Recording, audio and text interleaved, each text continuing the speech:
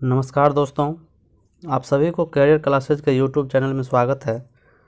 तो आज के वीडियो में हम CTET दिसंबर 2019 का पेपर लेकर के आए हैं, जिसमें से आज हम भाग 1 जो भाषा 1 जो है देख रहे हैं, भाषा 1 ये पेपर 1 है 1 to 5 का भाषा 1। आज भाषा 1 के हम पैडागोजी पर चर्चा करेंगे। किस पर?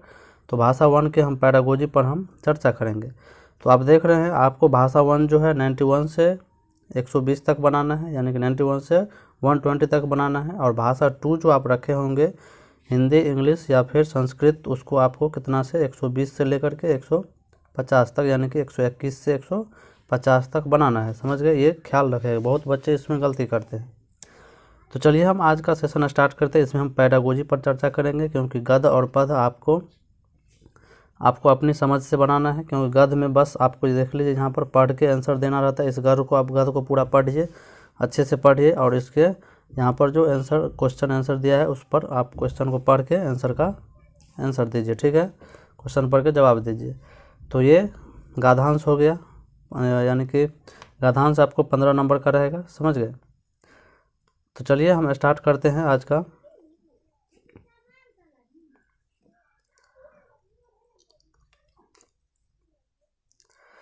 तो यहाँ पर आप देख रहे हैं सीरीज ए है, और ये भी देख लीजिए, यहाँ पर ये पदांश है। इसको भी आपको पढ़ के आंसर देना रहता है। इसमें मेनली ये रहता है कि आपको यह जो शब्द है या वाक्य इसमें जो रहता है उसका अर्थ मतलब पता रहना चाहिए। जो इसमें शब्द रहता है उसका अर्थ पता रहेगा तो आप इसका जो है क्वेश्चन आंसर है बहुत जल्दी बना सकते हैं। समझ गए? तो चलिए इसको भी पढ़ के ही आंसर देना है। चलिए 105 तक था आपका गद्य और पद्य से। तो 106 से पैडागोजी चालू होता है, 15 नंबर का पैडागोजी रहता है। समझ गए? तो हम देखते हैं यहाँ से 106 से पैडागोजी किस तरह का पूछा है। तो पैडागोजी पर हम संपूर्ण व्याख्या के साथ हम चर्चा करेंगे। तो चलिए 106 नंबर क्वेश्चन देख लीजिए क्या है कि प्राथमिक स्तर पर बच्चों की भाषा का आकलन करने का उद्देश्य क्या है। ये जनवरी 2021 में भी पूछा गया क्वेश्चन है ये।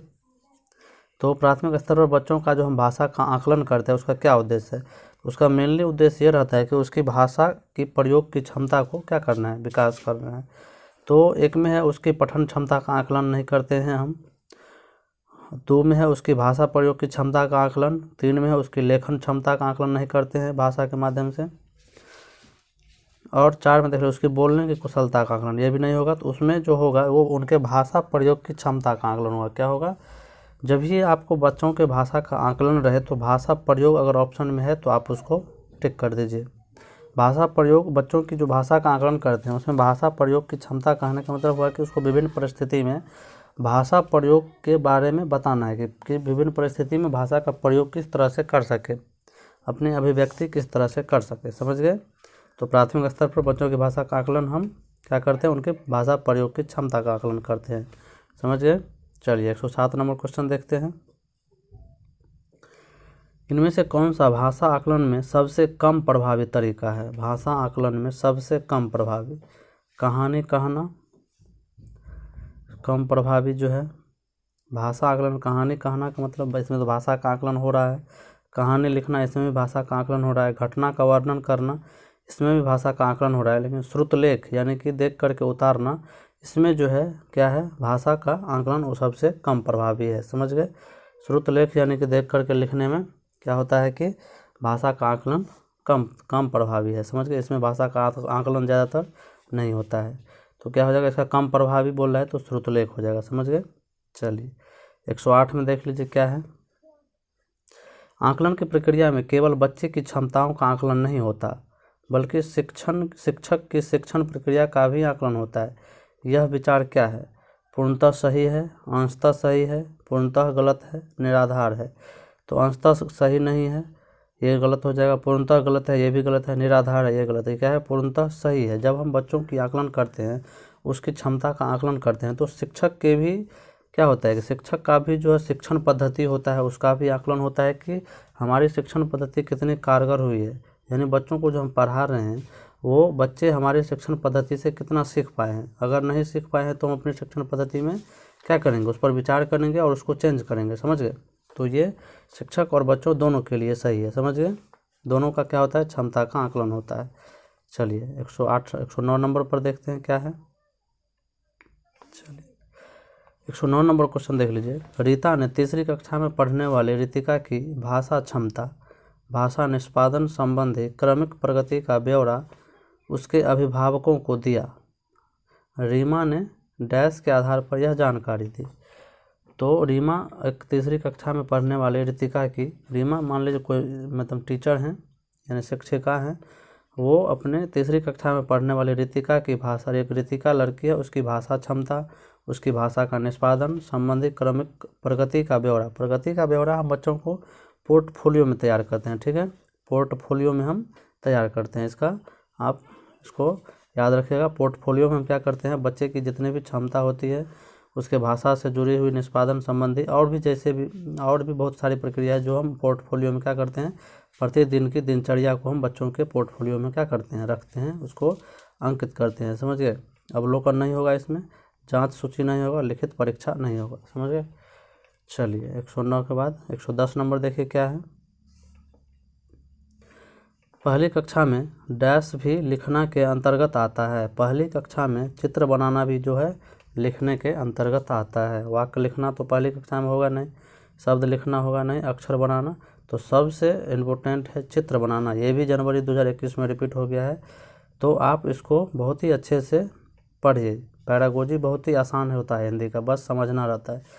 पहली कक्षा में लिखना के अंतर्गत, और देखिए इसमें लिखना के अंतर्गत क्या आता है, तो चित्र बनाना।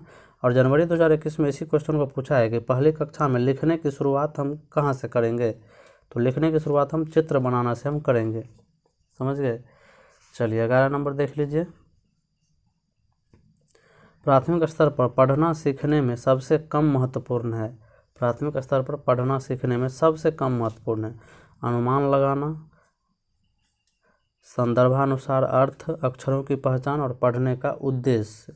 उद्देश्य जो है देख लीजिए, इसमें उद्देश्य है, इसमें है अनुमान लगाना, सबसे कम महत्वपूर्ण है संदर्भ अनुसार अर्थ और अक्षरों की। प्राथमिक स्तर पर पूछ रहा है, ये प्राथमिक कक्षा में नहीं पूछ रहा है। प्राथमिक स्तर पर अक्षरों की पहचान जो है ये सबसे कम महत्वपूर्ण है। समझ गए क्या है, सबसे कम महत्वपूर्ण है। चलिए आगे देख लीजिए 112 नंबर क्या है। ये सब डायरेक्ट पूछ दिया जाता है। भाषा अर्जन क्षमता किससे संबंधित है, तो भाषा अर्जन क्षमता जो है किससे है, चौमस्की से संबंधित है। पियाजे क्या कहते हैं, पियाजे परिवेश से सीखते हैं, स्किनर बोलते हैं अनुकरण के द्वारा, ब्रूनर तो संज्ञानात्मक विकास के बारे में बताते हैं। चौमस्की जो है जो बोलते हैं कि भाषा अर्जन क्षमता बच्चों में क्या होती है, जन्मजात होती है। चलिए 113 नंबर देख लीजिए क्या है।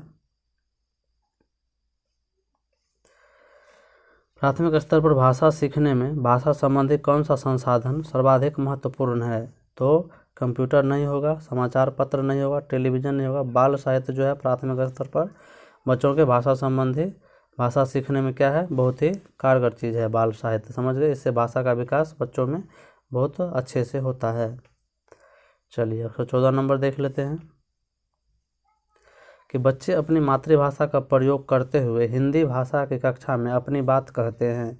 यह बात क्या है, जब बच्चा अपने परिवेश से जुड़ी हुई भाषा, अपनी मातृभाषा को प्रयोग करता है कक्षा में, तो यह बात जो है क्या है, स्वाभाविक है, निंदनीय तो होगा नहीं, विचारणीय, अनुचित, ये क्या है, स्वाभाविक है। क्या है, ये स्वाभाविक होगा। समझ गए, क्या होगा, स्वाभाविक।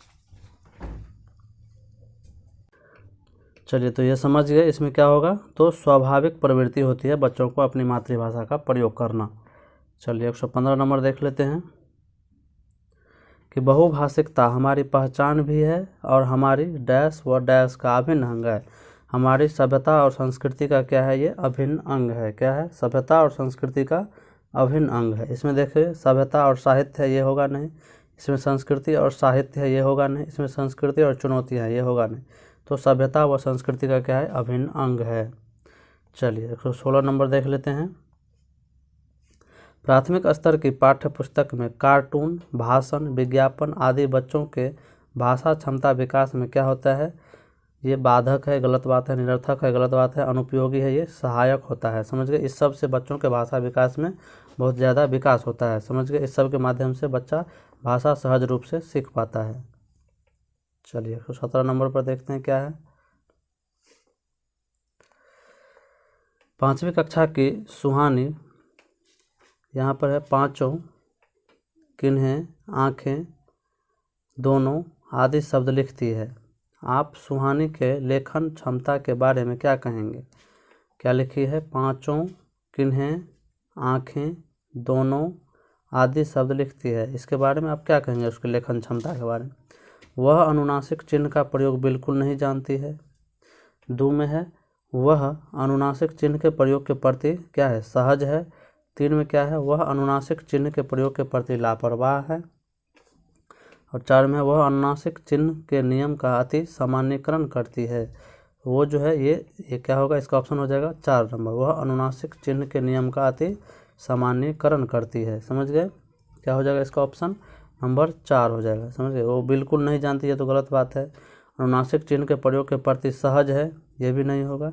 वह अनुनासिक चिन्ह के प्रयोग के प्रति लापरवाह है, ये भी नहीं होगा। तो इसका ऑप्शन नंबर 4 हो जाएगा। चलिए 18 नंबर क्वेश्चन देखते हैं कि विद्यालय में भाषा शिक्षण के लिए कोई कार्यक्रम शुरू करते समय सबसे महत्वपूर्ण क्या है? 1 में बच्चों की लिखित क्षमता को पहचानना। कार्यक्रम की शुरुआत करते समय ये तो होगा नहीं। समझ गए? 2 में है बच्चों की सहज भाषाई क्षमता को पहचानना। ये ऑप्शन अच्छा लग रहा है। और देखते हैं बच्चों की सहज मौखिक अभिव्यक्ति को पहचानना। और 4 में है बच्चे की पठन क्षमता को पहचानना। तो ये होगा नहीं। समझ गए? तो इसमें जो है क्या है? विद्यालय में भाषा शिक्षण के लिए कोई कार्यक्रम शुरू करते समय सबसे महत्वपूर्ण ये है कि बच्चे जब है सहज रूप से अपनी भाषा को किस तरह से व्यक्त करते हैं, ये होगा सबसे अच्छा उदाहरण। समझ गए? ये मौखिक अभिव्यक्ति नहीं होगा। ठीक है? सहज रूप से जो अपनी भाषा को व्यक्त करता है वो सबसे अच्छा होगा। ठीक है? चलिए 19 नंबर देख लीजिए क्या है।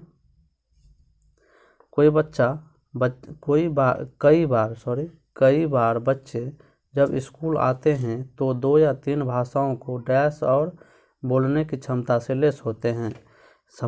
पढ़ने तो होगा नहीं, लिखने होगा नहीं, रटने होगा नहीं, समझने होगा। समझने और बोलने की क्षमता से क्या होते हैं? लेस होते हैं। समझ गए? क्या होगा? कई बार बच्चे जब स्कूल आते हैं तो 2 या 3 भाषाओं को क्या होता है? समझने और बोलने की क्षमता से लेस होते हैं। चलिए 120 नंबर क्वेश्चन देखते हैं। लास्ट क्वेश्चन है किसी विषय को सीखने का मतलब है उसकी डैश को सीखना और उसकी डैश को सीखना। किसी विषय को सीखने का मतलब है अवधारणाओं और विषय वस्तु। ये होगा नहीं। पहले इसमें विषय वस्तु होना चाहिए। यहाँ पर है विषय वस्तु और उपयोगी है, उपयोगी होगा नहीं इसमें। 3 में है अवधारणाओं और शब्दावली। यहाँ पे ये ऑप्शन सबसे अच्छा लग रहा है। इसमें शब्दावली और विषय, ये होगा नहीं। ठीक है? तो क्या हो जाएगा? किसी विषय को सीखने का मतलब है उसकी अवधारणा को समझना और उनकी शब्दावली को सीखना। समझ गए? ये ऑप्शन इसका 3 नंबर ऑप्शन सबसे अच्छा है।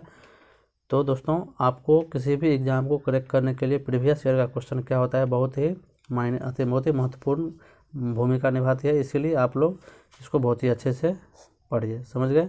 चलिए इससे के बाद हम अगला वीडियो लेकर के आएंगे हिंदी पैरागोजी से रिलेटेड। तो चलिए धन्यवाद। वीडियो अच्छा लगे तो लाइक, सब्सक्राइब और शेयर ज़रूर करें।